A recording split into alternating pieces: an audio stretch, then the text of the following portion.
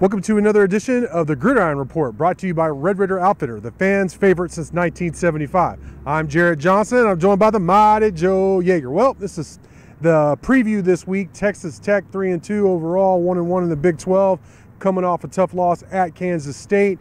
Travels to Oklahoma State. They stay on the road, take on undefeated number 7, the Cowboys. 2:30 p.m. Central Time, and the game will be on FS1. Boy, that's a mouthful, Monty Joe. Yeah, I'm impressed. Are you? Yeah. All right. I'll take it. I'll take it. But Monty Joe, what's your overall thought? Going into this game, Texas Tech versus Oklahoma State. Well, this is going to be a big challenge. I mean, the biggest challenge Texas Tech has faced up to this point, including North Carolina State. Yeah. It's the best team, I believe, that Tech has faced. Although now North Carolina State is darn good. Yeah. I think Oklahoma State's a little bit better. Wow. And I'm not feeling real hot about the way the team has played against Kansas State. Yeah. All right. This is not a game where you want to be coming off of a situation where you've got a bunch of question marks that have really risen to the surface. So. They got their work cut out for them. If they can somehow get this win and get right and come out of there with a W, then man, I would be very, very impressed, because I think it's going to be very hard. What would a 4-2 start through this gauntlet of a stretch in the first half of the season? What would it mean to this team? I mean, this will be the 5th consecutive, and this has been talked about a lot, but it's worth mentioning, the 5th consecutive AP ranked opponent in a row. I mean, what would it mean to not just be 3-3, but 4-2, 2-1 in the Big 12? Yeah, it would be colossal. I mean, and not just because of the overall record and the schedule and everything, right, but because, I mean, you've pulled off one heck of a win over Oklahoma State if you've done that. I mean, you beat Oklahoma State on the road, there's nobody else on the schedule that you can't handle, because this could be the toughest game of the year right here, man. Wow. It really could.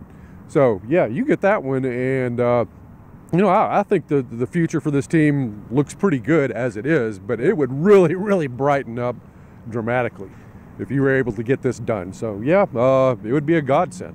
You mentioned earlier some of the questions that popped up, really through the first 5 games, but coming out of that Kansas State game especially, what are some of those questions, Monty Joe, the main questions that Tech needs to answer going into Oklahoma State? Yeah, well, I mean, there's one on defense and there's one on offense. Basically, the one on defense is the defense in general. Look, that's been the bedrock of this team going into Kansas State. We were all impressed. But let's face it, they didn't have a particularly good game against Kansas State overall. I mean, they did some good things, particularly, early in the game, except that first drive. Right. But then, look, they cracked open sometimes as well, and that's a concern. I mean, if this defense is beginning to show some weaknesses and some cracks, and one game is not a trend. No. But still, you're a little bit concerned about that. If the defense can't be relied on, then you've got some issues, because the offense and special teams, we all know what's been going on over there. So you've got to be able to rely on that defense. And if some stuff is going on over there that's not right, then you're concerned. So the defense needs to bounce back against Oklahoma State in the worst way. And as far as offense goes, well, I mean, the main thing is basically the left side of the offensive line in general, but I think the left side in particular, left tackle, if you want to be even more specific than that, it's a mess over there right now. Personnel changes probably occurring here to the extent we really won't know until we watch them roll out against Oklahoma State. But, man, this is a tough defensive line and a defense to get stuff going with your offensive line, particularly in the passing game. Right now, because they can really, really get after the passer. I believe they have, 12 sacks on the year, something like that, a big number. They've been solid all the way around the defense. Yes, they have. And if those guys can somehow patch it together and give a good account of themselves, and give Donovan Smith some time to throw, because he's going to have to throw a lot in this game. Tech isn't running, I don't think, against Oklahoma State. Right. So you got to protect him. I mean, I don't care what you do to have any sort of a shot. So to me, that's the big issue on offense. So you got those two things going on here, and they're both serious, huge questions, and you got to answer them affirmatively to have a shot to win this game. You mentioned the defense, and that's been talked about a lot, Oklahoma State's defense, and rightfully so, just this week. But Spencer Sanders is a veteran. He's a guy, I keep changing my mind on him. Sometimes when he first broke out, I was like, this guy's going to be a star.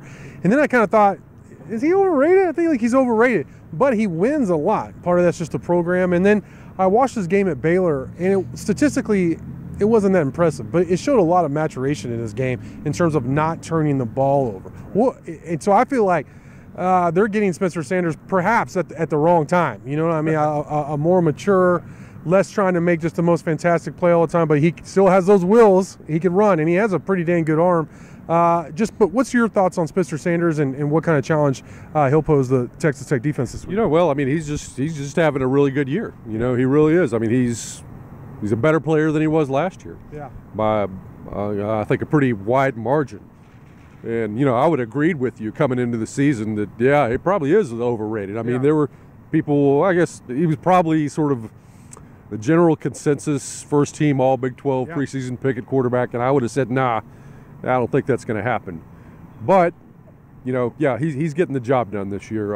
He's got a 166 passer rating. Is that right? I didn't know that. Wow. Which is really, really good. Yeah. Maybe not all-American level, but it's really, really good. I think only maybe a couple of interceptions on the entire season. His turnovers are way down, which is, you know, that goes a huge thing to the passer rating. Yes, that's right. So, yeah, and of course, you know, he's not as dynamic or athletic as Adrian Martinez in the run game, but he's good enough that he can't hurt you with his wheels. So, you know, you got a dual threat quarterback and he's a much better passer than Martinez. Oh, yeah. So, and as you said, a veteran quarterback. So he just presents, you know, a lot of problems. You're probably not going to be able to rattle him too much, particularly at home. You know, so, you know, you've got your issues. You got challenges there at the quarterback position. Well, as we all know, college football is a week-to-week proposition. 1 week you're a hero, as we saw Texas Tech after they beat Texas, and then all of a sudden, you know, you look down like you're nothing. You know, everybody's, you know, all upset after the Kansas State loss. How do you see this game playing out? I know it's a tough opponent. I think Texas Tech is 9.5-point dogs last time I saw. It's gone everywhere from 9 to 11, I think I've seen this week. But last I saw, they're 9.5-point road dogs. How do you see this game shaking out in Stillwater? Yeah, I mean, much as I would like to, I'm not seeing good things ahead for Tech in this game. I think there's just Tech has just too much going against them right now. This is the wrong opponent at the wrong time. Really concerned with the offensive line and Donovan Smith in combination against this particular defense. You know, defensively, I think you've got a shot, but, you know, I mean, we do have some questions coming out of the K-State game. And look, Oklahoma State, one thing that they really do well, once they get in the red zone, they cash it in for touchdowns.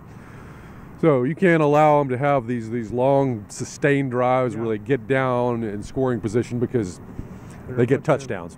So, and I don't think you're going to get a whole lot of points on offense. So defense has got to bounce back in a huge way for Tech to have any shot in this game.